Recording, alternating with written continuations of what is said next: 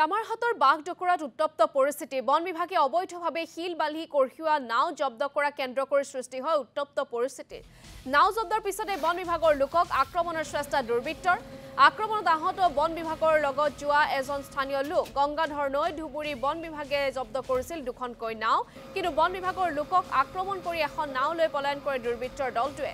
আহত আবু শামা শেখক প্ৰেৰণ কৰা হয় চিকিৎসালয়লৈ আমি কিছু দৃশ্যাংশ দেখুৱাইছো আমি এয়া ধুবুৰীৰ দৃশ্য আপোনালোকে দেখিবলৈ পাইছে তামাৰহাটৰ বাঘ ডকৰাত উত্তপ্ত পৰিস্থিতি হয় বন বিভাগে অবৈধভাৱে শিল বালি কঢ়িওৱা নাও জব্দ কৰে আৰু তাক লৈ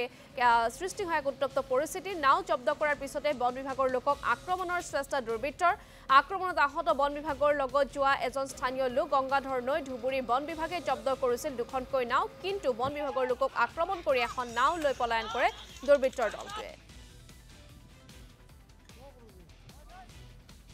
তাক তাতে মারপিট করি কেনে এই লোকটো লৈ গল মানে রাজুর গ্রুপ মানুষ এটা লোকে লৈ গল যেহেতু যাক মারিছে লড়াটোর নাম হলো আবু শামা আর তাতে আসলে আমার আলোকজারি রেঞ্জ অফিসার আছে আহত মানে হওয়াটো আবু শামা নামের লড়াটো তাক মারিছে সিয়ে আহত হয়েছে ঘটনা সেটা আরক্ষী কৈছে আমার থানার আরক্ষী কৈছে সিহঁতক আমি কথাটো জনাইছো জনার পিছত সিহঁতো কৈছে যে ঠিক আছে হ'ব থানাত আহি কিনে এটা কেছ ইজাহাৰ দিব লাগে জব্দ দুইখনে কৰিছিলে এখন তো লৈ গল সিহঁতক কাজিয়া কৰি লৈ গল আৰু এখনটো আনিছে